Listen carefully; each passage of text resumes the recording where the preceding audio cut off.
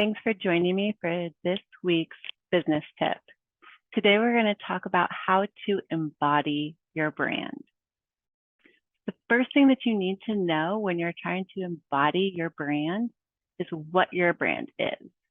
And a great first step towards that is that you need to either look over your company's brand book or create one.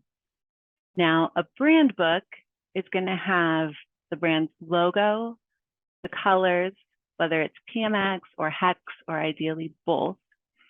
That allows you to always use the same colors every time or the same family of colors. It also will define fonts, but in addition to that, it's going to have examples of the type of images, any filters that you might add to images, and then a description of what your brand is. So your brand can be super high-end, luxury, professional, formal, or your brand could be on the other end of the spectrum, fun, laid back, lots of jokes, just something that's, maybe your font is Comic Sans. As much as every graphic designer hates that font, that might fit for that type of brand that is sort of the class clown brand. And then there's going to be every color on the spectrum in between those two. Creating that, you're basically detailing the personality that your business is taking on. Then this applies for very small businesses, solopreneurs, real estate agents that are single real estate agents, not a type of team or a large brokerage, all the way up to a huge corporate entity. Everyone should have a brand book, and you should create, fill it in, add to it, update it as you go along with your marketing, because things are going to change. You might start out more laid back and find that your message is received better by your target market when you are a little more formal, a little more put together. So you update the brand book accordingly. Brand book is the first step in embodying your brand. The second step is that if you are able to create a brand that is an authentic reflection of yourself, it will be much easier for you to embody that brand as a whole. So if you are a solopreneur or a real estate agent, I would recommend that you do not try to be something you're not. If you're not super formal, wearing three-piece suits all the time and 6-inch heels, not that those two go together, but if you're a guy wearing three-piece suit and a girl wearing 6-inch heels and, a pencil skirt, I'm not a super formal brand. So I wear the 6-inch heels, but I wear them with jeans. So I'm sort of that in between. But if that's the brand that you want to be, you have to be that person.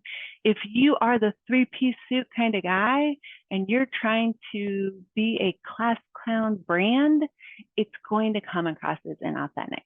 So when you have the opportunity to create the brand that is authentically you, I would highly recommend that you do that.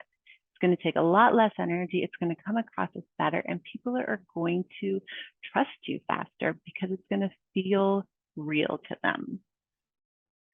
Now, there are some cases where you don't get to choose the company's brand. Maybe you're doing marketing for a larger company, or you're working with a team of real estate agents, and you have to be a brand as a team.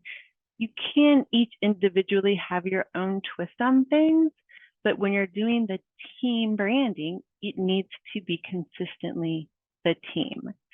So you may not always get the opportunity to pick and choose what brand you become. And When you don't have that choice, when you have to become something that isn't 100% authentically you, I always recommend taking a minute and sort of putting on the costume, becoming that character that is the business's brand. For example, I do ghostwriting. So I do branding and marketing for companies that aren't my companies.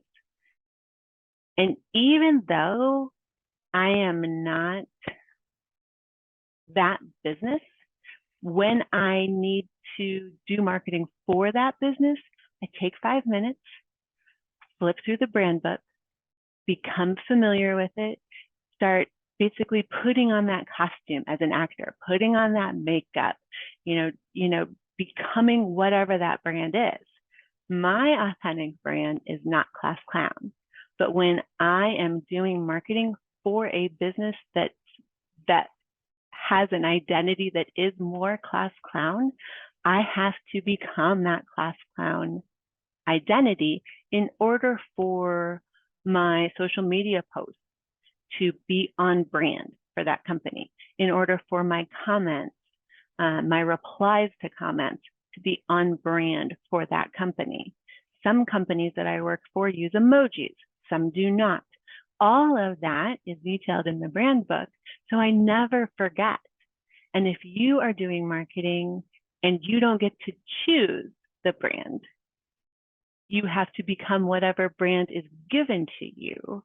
I would recommend, if you don't have one, create the brand book. And then every time you are sitting down to do marketing for that company, flip through it. Remember, we do use emojis. We don't use emojis. We use very formal language. We use very laid back, lots of slang, LOLs all over the place language. And you just kind of like put all that on, just like you're an actor or you're putting on a costume. And then you can better become the brand that you are representing. So let's recap. First and foremost, make sure you have a brand book, and if you don't, create one. Be authentic when possible, and when not possible, take the time to become the brand that you are representing. Don't forget to subscribe to my channel so you never miss out on any of our weekly tips.